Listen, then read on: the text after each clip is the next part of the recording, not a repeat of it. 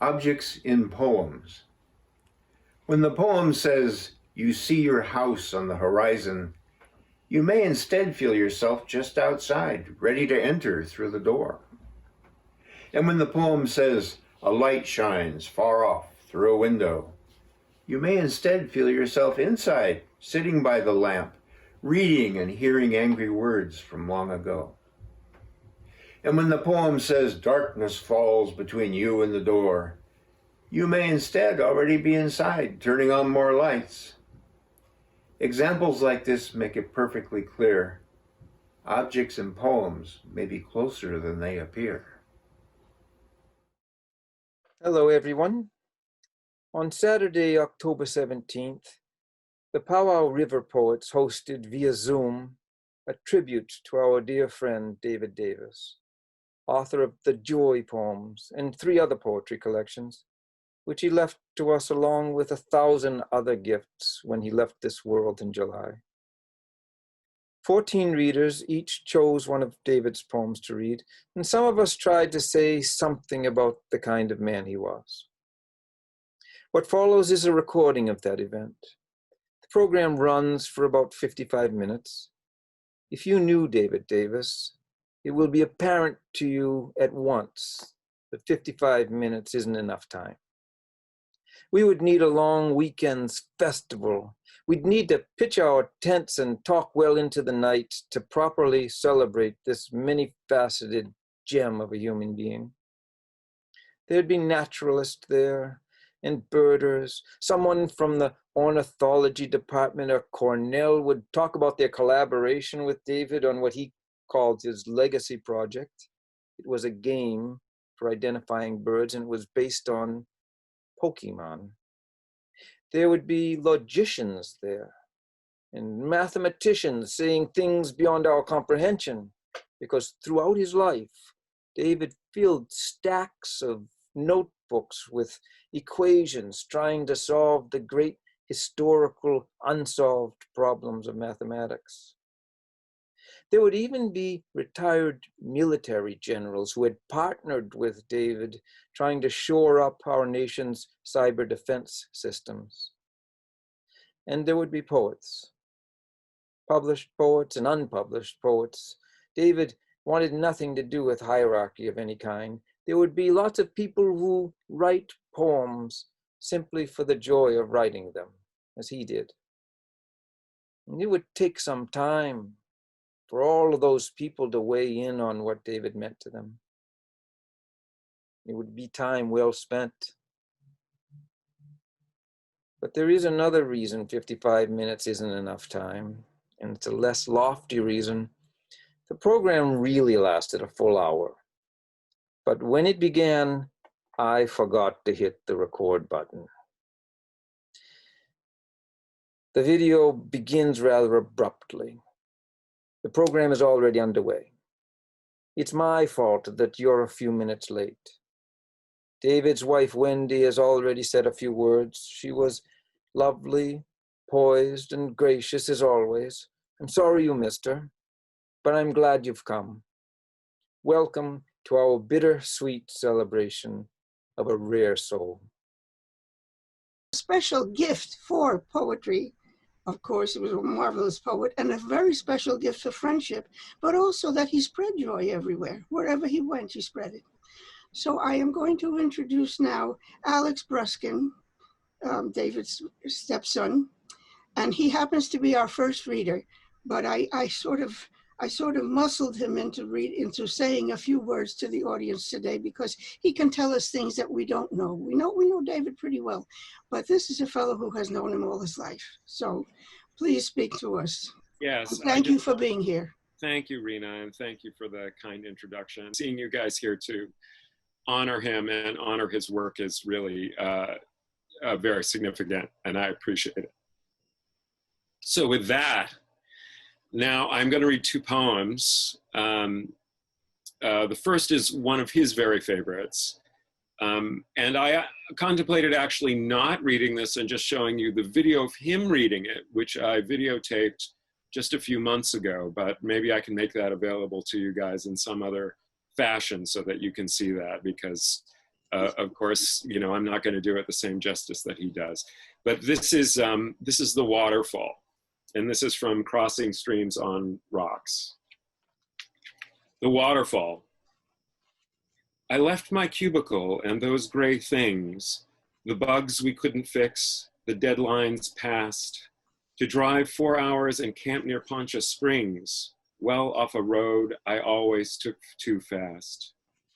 Next day I ate and left at dawn to hike a trail I chose at random from a map.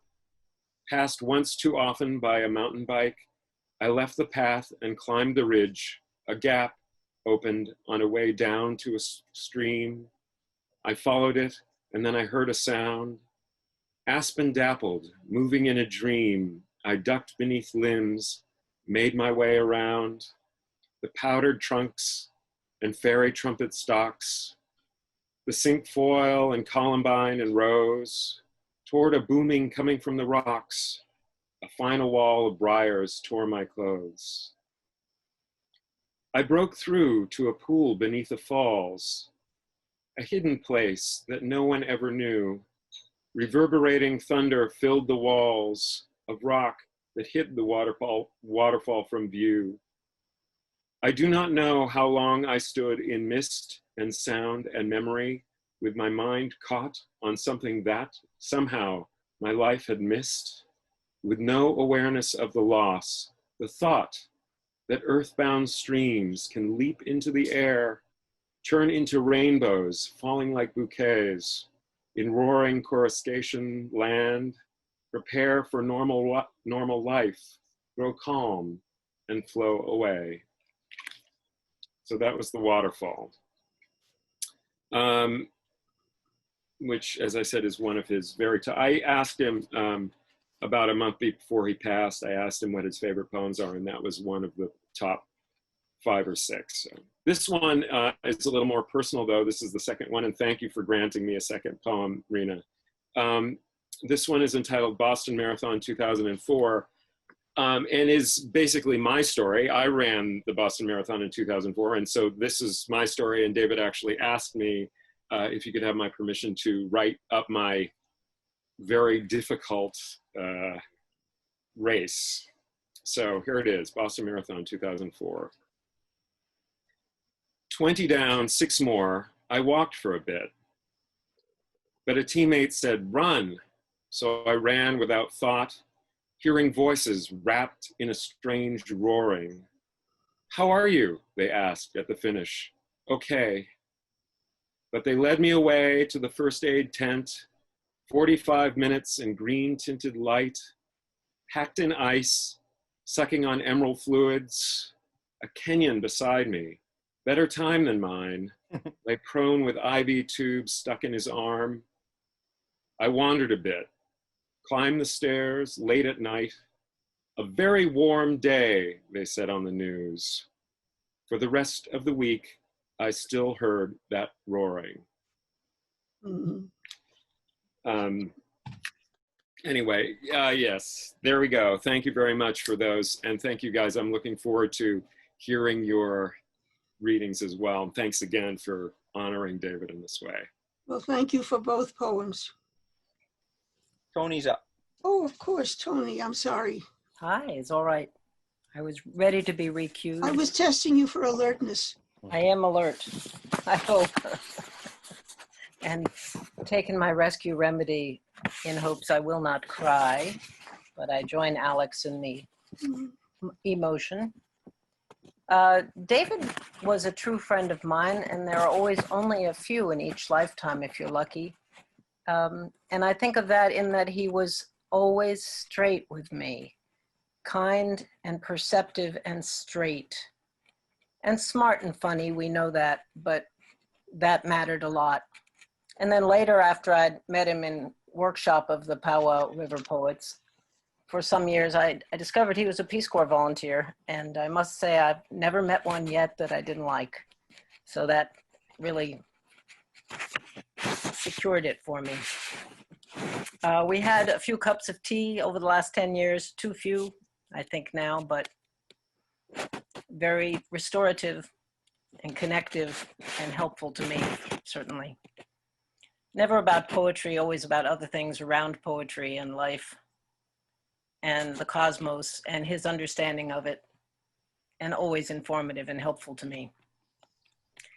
So that said, I'm glad that you showed the book that your poem came from, Alex, because mine is from the one called Joppa Flats. Can you see that cover? And it is a precursor to the next book, which is the Joy Poems, in that it's an early joy poem, or maybe an odd man out joy poem that got put in Joppa Flats instead of in the Joy Poems collection. I never asked which, but I'm fond of it. It's called Joy and Whack-A-Mole, and Whack-A-Mole is a arcade game in which you are given a mallet and can use it. So, Joy and Whack-A-Mole. When something in your life pops up asking you to go with joy now, and you hammer it back down, another pops up, or maybe two. Life's machinery is so constructed that you can't beat joy down completely. And if you throw your hammer away, all the moles will rise up from their holes, calling to you in high, squeaky voices, now is the time. Go with joy now. I will say, anyone who does not have the joy poems of all the 4 books of David's, I heartily recommend it as a useful tool, the way some people dip into the Bible. I dip into it on rough days. It's more cheerful. It's more cheerful. It's very invigorating. It's often funny. It's short and very, very appropriate to give as a gift to some people. So enough said. The next reader is Jean Kreiling. I want to say before Jean starts, let me just say one thing. I remember many times, because our friend Toni is a professional worrier. She has several doctorates in worry. And she's very good at it. And every once in a while she would go to a meeting, everything is going wrong. And then she would spend some time over tea with David, and she would say, everything worked out. And I don't think that was accidental. So sorry, Jean. No problem. Can everyone hear me? Yes. Okay. I'm going to read a sonnet called Dawn, in which Dave used the verb roars to describe a sunrise, an unexpected and extravagant choice. A little bit like Dave. I think of Dave as charming, somewhat reserved, and occasionally extravagant. Sometimes he would listen to a workshop conversation in silence for quite a while, and then suddenly give us a brilliant observation or a brilliant roar of laughter. This poem also reflects Dave's habit of scientific inquiry and his ability to share that perspective with us. Dawn. The early morning flaring of the skies roars overhead as dawn grows out of black. Through the dilated pupils of my eyes, the colors strike my nerves, and farther back, inside my grayish, convoluted brain, the neurons fire, the sweet endorphins flow. I wonder what advantages we gain in being so affected by this show. Science can't explain the way dawn feels. It's not the goal of natural selection. No other species sees these reds and kneels and looks inside itself for like perfection. To other animals, it's simply light. Dawn's a human word and human sight. And next to read is Joan Kimball. Thank you very much, Jean. I want to say that can everybody hear me? Can you hear me all right? Okay. One of the wonderful things that David did for me was to make me the reader, the featured reader at Joppa Flats. And when I told him that I didn't think I could drive there at night, he said he'd come and pick me up. And I'm a whole hour away. But my daughter actually did take me there, and he didn't have to do it after all, but it was wonderful. I have chosen this particular poem, Formalist Poet, not poem, Poet Contemplating an Orange, because I love rhyme and meter, and because it reminds me of David's attention to word play. Who but David would have invented mid-word enjambment? Formalist poet contemplating an orange. Oh, accursed, unrhymable fruit. Even the common apple has connections to snapple and a dappled trunk and root. You'd work much better cut up into sections. I hold you out before me. I can feel your monochrome expanse of spitted skin. I smell the fruity esters of your peel, and I sense your form, the riddle wrapped within.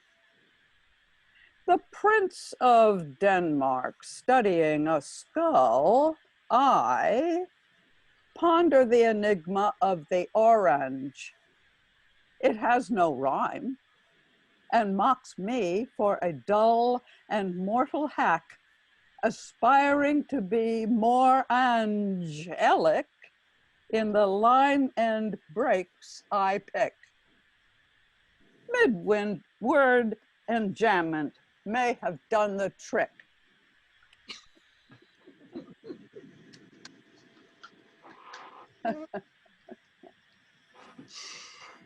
Who's next? Hi, Don Kimball. I'm sorry, it's Don, who's my cousin, is next. Right. Thank you, cuz. Yeah. Boy, there's a lot I could say about David, but I'm going to keep it short and sweet.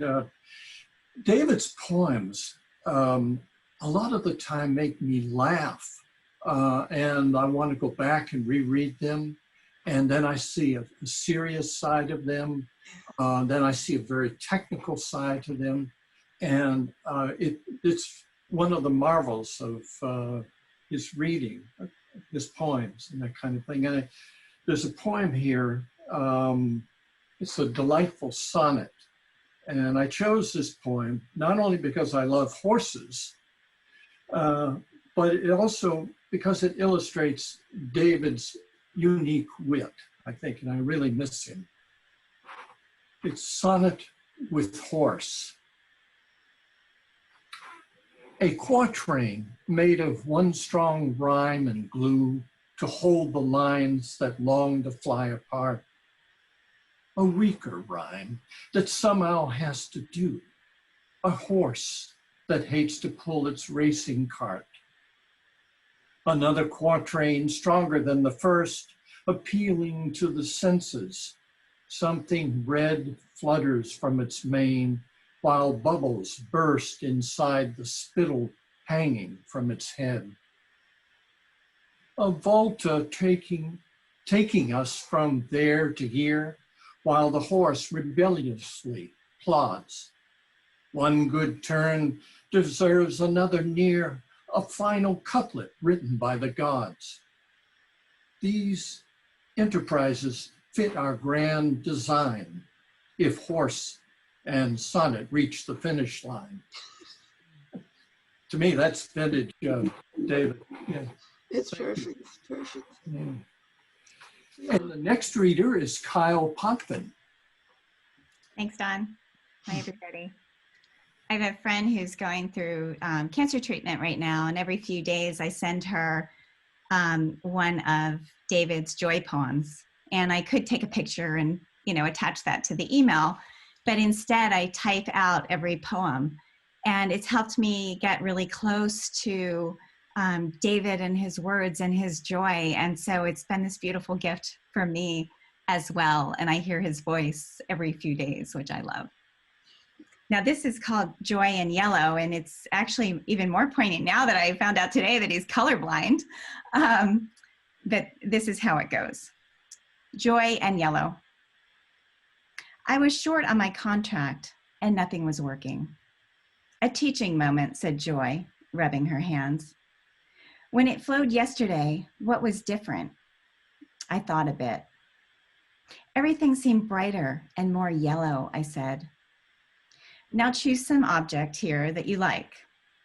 I looked at a chair and I rested in when tired. Make it be yellow or whatever color feels right. What happens then? The chair became yellow and I felt joy flow. I was afraid to talk spontaneously because I thought I might need a Kleenex.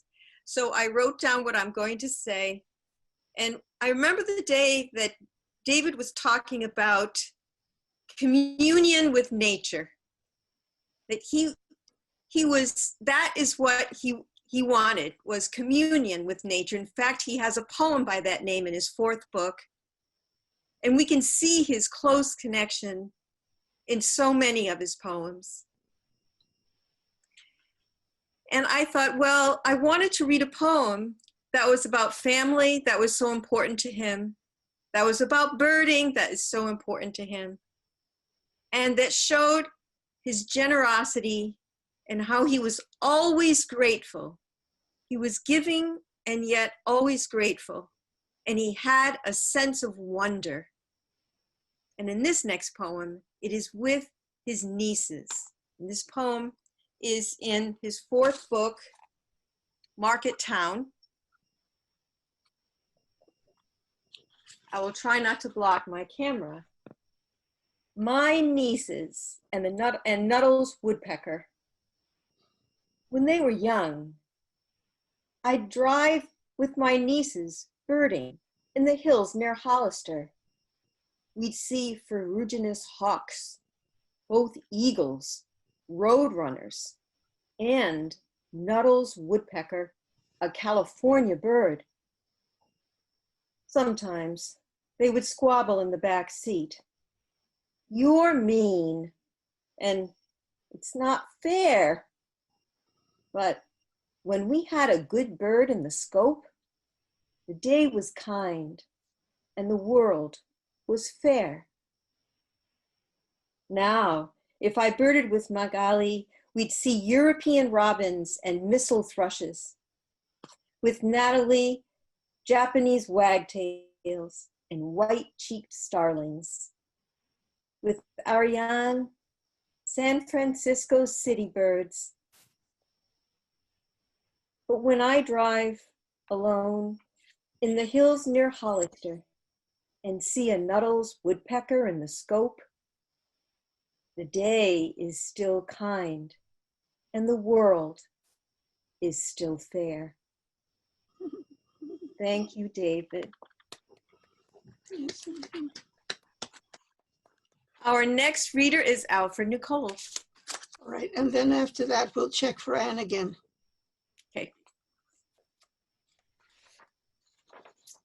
Well, I always liked David Davis, but in the last 3 or 4 years,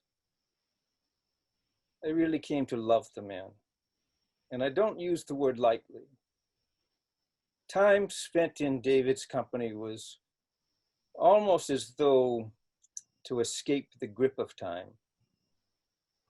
Although, of course, we both knew that he didn't have a whole lot more time left. But when I visited at the end of April, the doctors had given him 3 months to live. This is how he reacted. He was still plowing through a stack of poetry books that Rhina had given him. he said he'd never really given his full attention to poetry till now. And then, but he was also trying out fancy recipes like clafouti and biscotti, and he had plans to make a tagine for dinner that evening. And he was planning a garden in raised boxes, including a kind of mini buttersquash and mini melons, which would require netting, that he set up some netting. And he told me that he could recognize 12 to 16 birds an hour sitting out there in the garden. He was disappointed that the online bird game that he developed based on Pokemon, wasn't probably going to happen because all of the people at Cornell weren't at work because coronavirus was raging, you know. So he thought, well, maybe I should just sign over the rights to them so that he could make, because he considered this his legacy project, to make this online birding game that he'd invented. So there's an oft quoted remark by Martin Luther. He said, if I knew that the world was going to go to pieces tomorrow, I would still plant my apple tree. That's what David was doing. That's how David approached the last days of his life. He packed as much life into them as possible. He'd always been alert to just how much life can occur in a brief instant. And that's what's going on in the poem of his that I've chosen to read, which is from Joppa Flats. And it's called Moth Crossing a Clearing near Chalk Creek, Colorado. It flutters weakly out of the shade of aspens into the noonday sun as a flycatcher rises from its perch below, takes the moth in its mouth and stops for an instant at the top of its arc to be hit by the blur of a sharp-shinned hawk that takes it into the trees as the moth, left behind, shakes out its wings and resumes its flight. I'm going to read the wrong poem first and then the right poem, not all of the wrong one. The wrong one, although I love Robert Burns, is by Robert Burns, and it's his poem about a mouse that he has frightened out of its nest because he was mowing the lawn. And he apologizes. It's a long poem. I'm just going to read the beginning, the very few lines, where he says, to a mouse on turning her up in her nest with the plow, November 1785. Wee, sleek-it, cowering, timorous beastie, oh, what a panic's in thy breastie. Thou need to start no way so hasty with bickering brattle. And he goes on in wonderful Scots in this bird, and I love it. And then at the end, the whole poem reminds me of the one that I'm going to read out of Market Town by David Davis, which is also to a mouse. And then at the end, the two poems diverge so completely that it brings to my mind exactly what is the wonderful distinction, the wonderful difference between these two great poets. Because at the end, what Robert Burns says is, the best laid plans, they say now, the best laid schemes of mice and men gang gaffed agley, and leave us naught but grief and pain for promised joy. Still thou art blessed, compare with me, the present only toucheth thee, but oh, I backward cast my eye on prospects drear, and forward, though I cannot see, I guess and fear. And that is the not David attitude. Here's the David attitude, which I like much better. He says, field mouse, living in a world of things that eat you, attracted by the smell of tender grass, you pause in place to let the bright sun heat you and hope the dark form overhead will pass. It folds its wings and falls, and without thought you scamper left and dive beneath a tree. You feel the wind it made, as its claws caught the air and you sit blinking silently, living in a world of things that eat you as you return with blades of tender grass to the others who silently greet you while the memory begins to pass. You know, while there are others, taking one will still leave mice to sit and feel the sun. And one of the many, many things I loved about David and still do is the fact that he is never thinking of the tiniest circle, the circle in the middle, who is yourself. He's always enlarging the circle, making it as large as he can make it, so that the community counts. And his mouse would have to be different from the other mouse, because his mouse says, oh, well, even if I'm gone, look at all the people who are still here to enjoy the sun and the air and life. And that for me is greatness. So thank you. All right, oh, that really gets me. The next one is Pricilla. Pricilla, turn, Spada. Hi, everyone.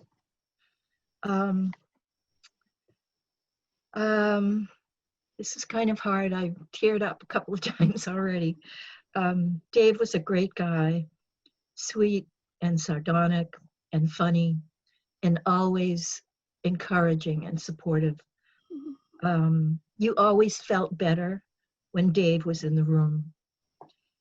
And you felt his wisdom. You felt that he was a wise man. I miss him.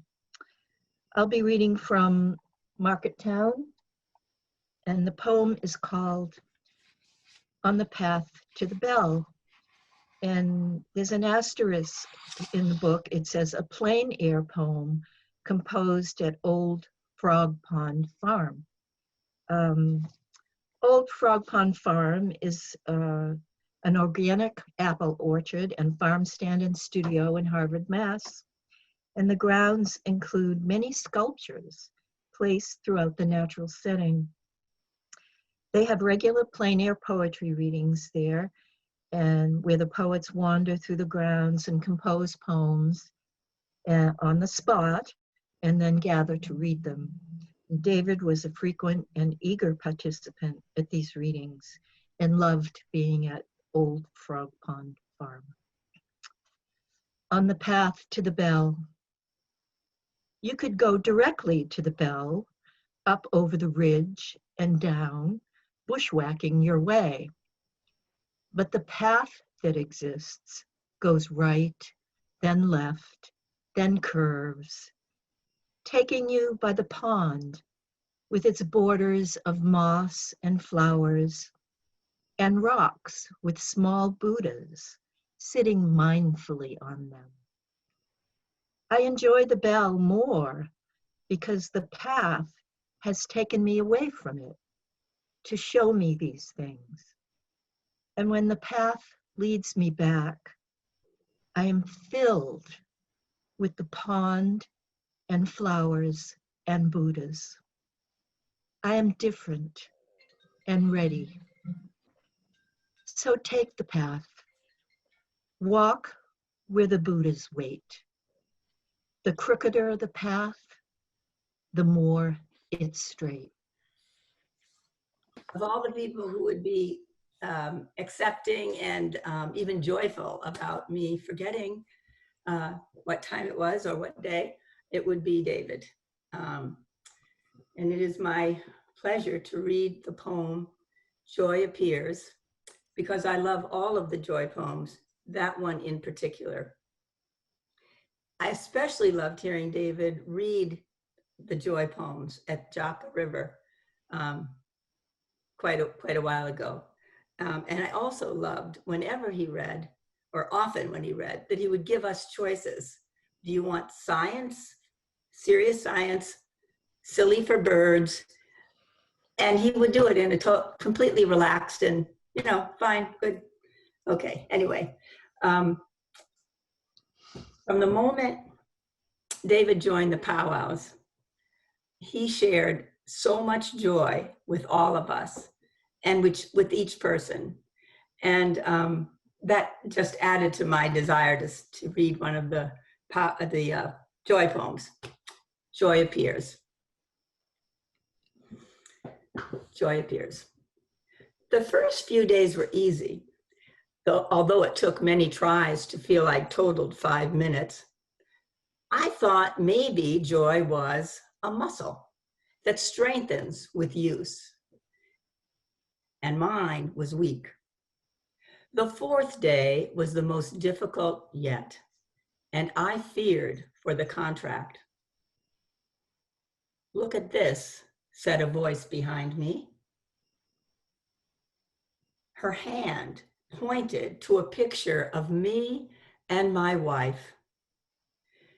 I felt joy flow through me from some unknown source. It wasn't a muscle. It was a river.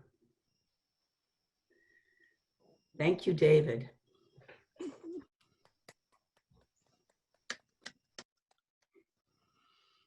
Yeah, I think, joy has been a leitmotif of this memorial reading with good reason. And part of joy is, of course, mischief.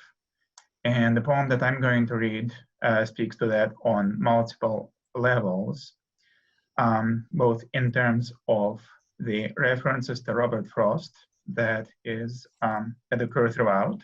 And of course, the wrong poem to read today, if I were to read one, would be The Road Not Taken. But of course, I think we all know what that poem is.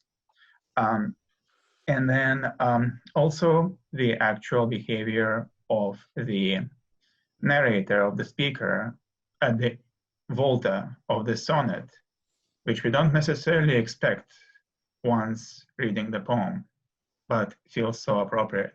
And that's a poem that I encountered for the first time in workshop in 2009, ended up in his first book. And I've always just, it's always stayed with me.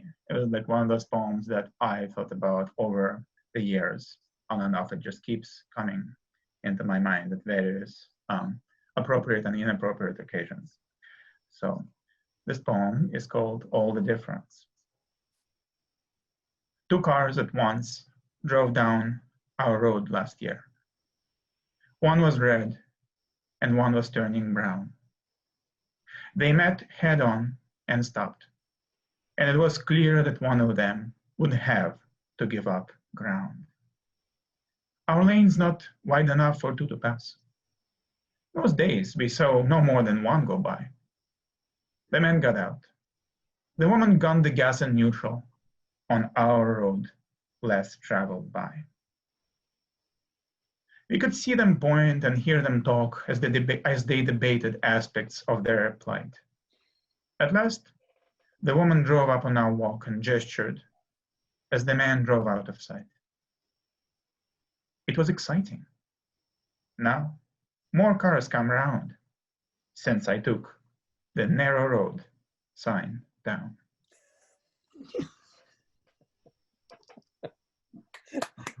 That's right. Next reader is Barb Crane. Thanks, Anton. I also have a joy poem to read, but first, I just want to thank all of the readers today. We're almost done. For showing me in really strong ways how creative and curious and insightful and grateful David was. His presence just feels all the stronger with all of these poems today. And I especially want to thank Wendy and Alex for their thoughts and for the poems that Alex read. They were wonderful. So my poem is Joy is a Small Dog. Joy's appearance depends on us. My friend Mary knows what joy looks like. A small, mutty dog with tousled fur, always in motion, its tail wagging, pulling her by the pant leg toward nearby occasions for letting joy flow. The more she feels, the harder joy wags. And when Mary has had an especially good day, joy licks her hands and jumps up and down.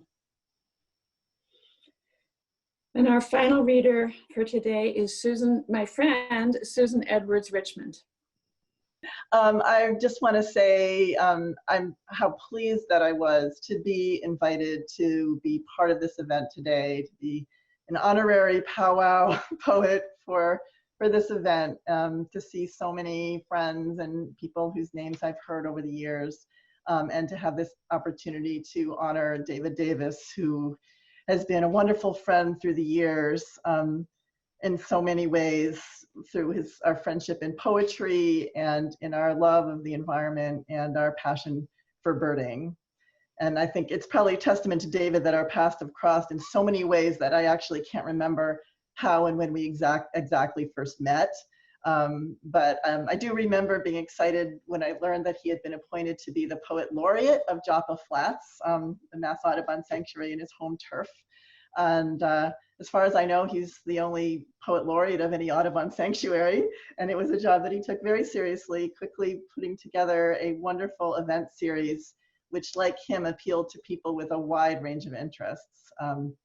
His programs there combined natural history presentations with poetry and slideshows of art and photographs. Everyone was different and they all had themes, and it was just a really warm, welcoming environment. The room was always packed, and a multidisciplinary crowd of poets and artists and birders and naturalists and just locals who were looking for an interesting night out, and it always was.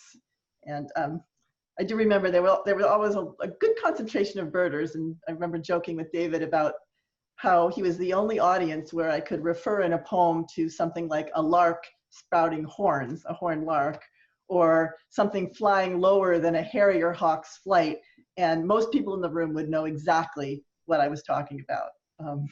It didn't happen too often in readings.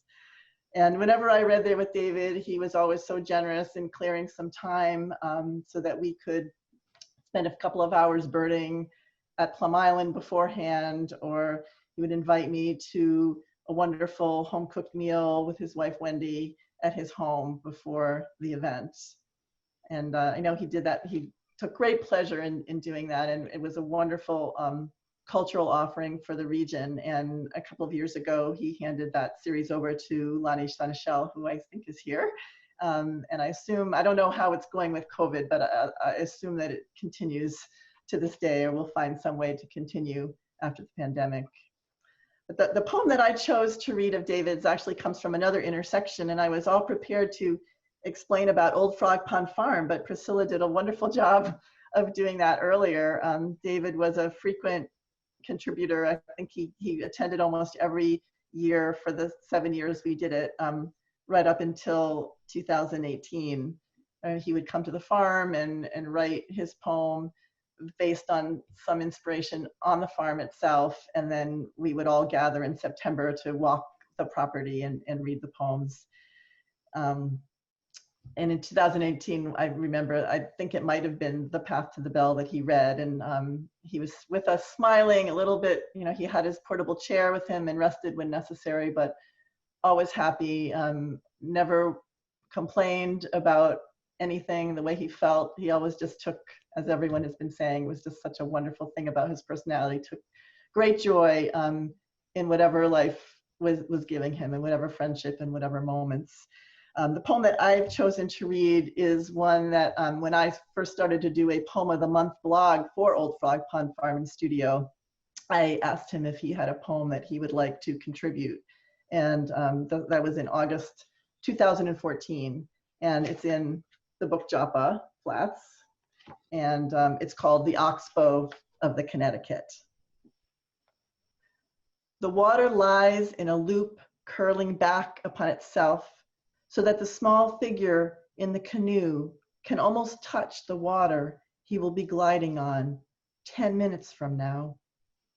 The way time rises up in sinuous loops over the scene, turning back toward itself.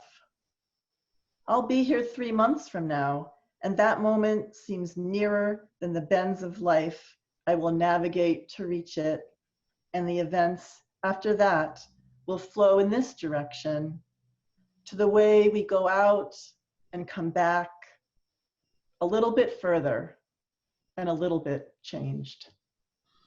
Thank you so much, David, for all you gave to me and to our community. Thank you very much for reading that and for bringing in so much of his other work, which had to do with gathering the arts with nature, which is not a common thing to happen, but he knew just how to do it. His work at Joppa Flats was fantastic. He brought together people who seldom have much to say to each other, and suddenly they found that, on the contrary, they had a great deal to say to each other, and they said it well.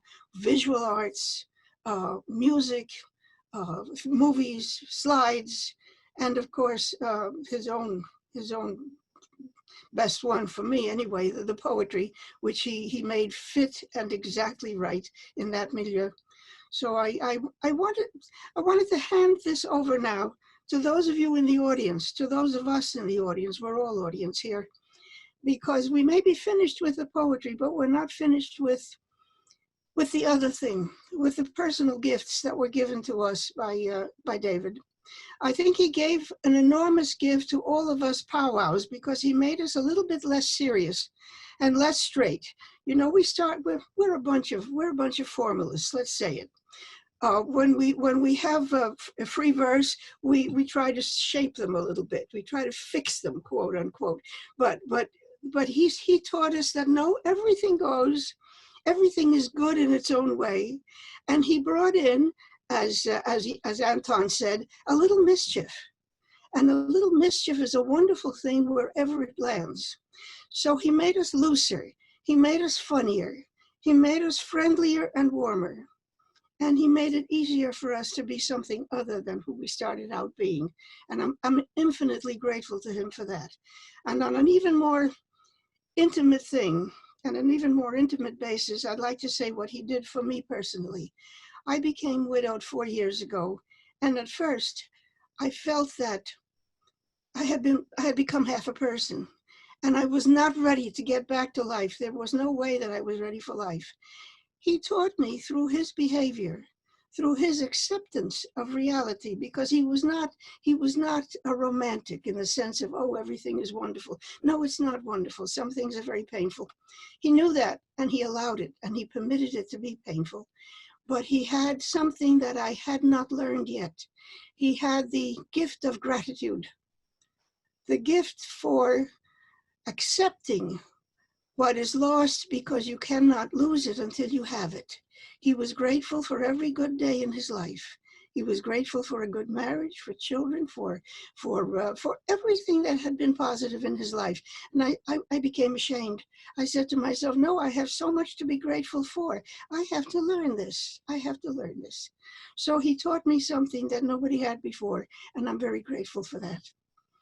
I am sure that there are people in this audience who have other personal stories to say about David, and this is the time to say them. We're in the family, so just say whatever you want in any order.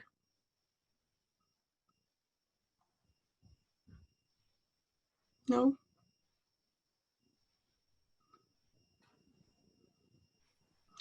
All right. Maybe I should unmute everyone, and then when they say it, we'd hear them. Yes, that's a good idea. Do that.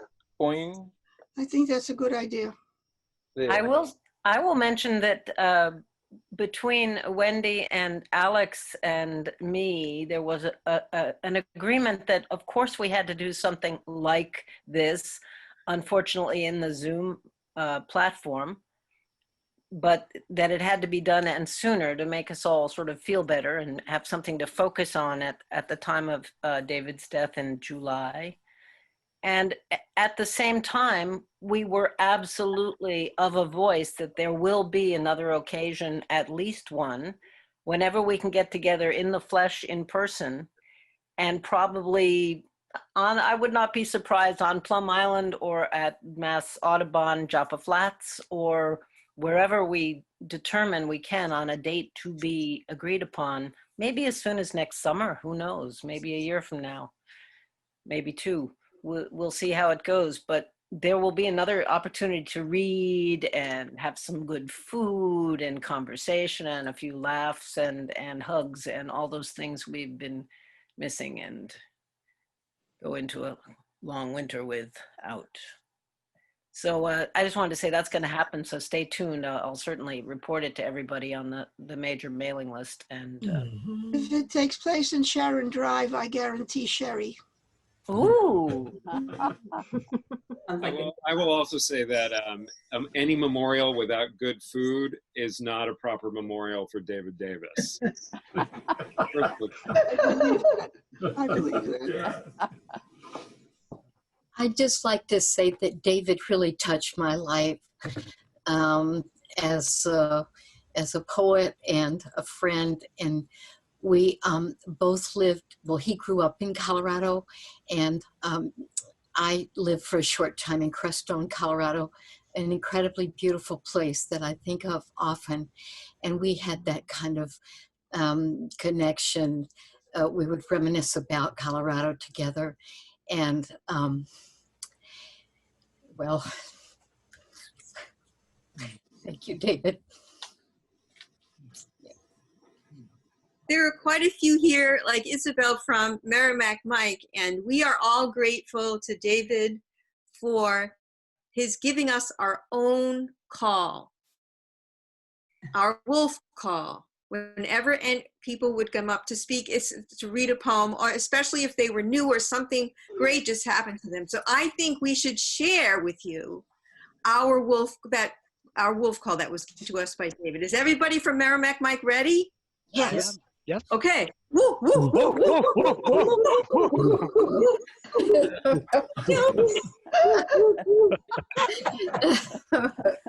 My children are both physicists. My two sons who live up here are physicists. And when I read them some of David's poems, they were just beside themselves because they didn't know that physics could live with it. They're used to their mother who can barely add, subtract, divide, or multiply.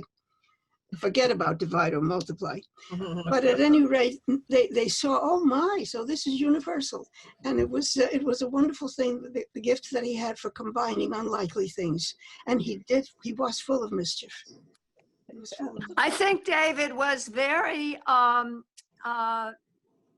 instructive to me because of his, to see the connection between his boyish irreverence and his seriousness, that he bridged those two things, or he incorporated them in a way I've never seen, and that I always felt so enlivened by David after being with him. I think someone referred to something of that kind. And there's just one more thing, a personal thing I'd like to share. I think his kindness was based on a very keen perception of people. How kind David was to me. I think every time I read at Powow in the open mic, he just enjoyed my poem so much and made me feel so good. And I miss Dave.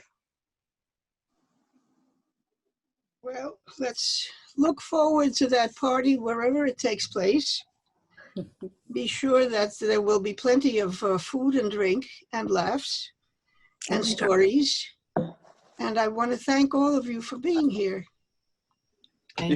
Before I close and end it and make you all disappear, I wonder if I might ask Wendy just to show her face again, because the only mistake I made today was I was listening so closely to her, I forgot to start the recording. So, so there's Wendy. That's how we should.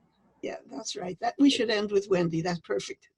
Am I to speak again, or just the sun is, confusing the lighting on my face. I can tell that. Probably. But it looks great. You look great. Yeah, you really is fine. Okay, did you need me to say kind words, or do you know that was no, right? not, no, I just just wanted to make sure. you just want the visual. Okay. Yeah. Here's the visual. That's all, folks. But I'm gonna end it now. Bye-bye, everybody. Thank you. Thank you so much. Thank you. Lovely. Wonderful.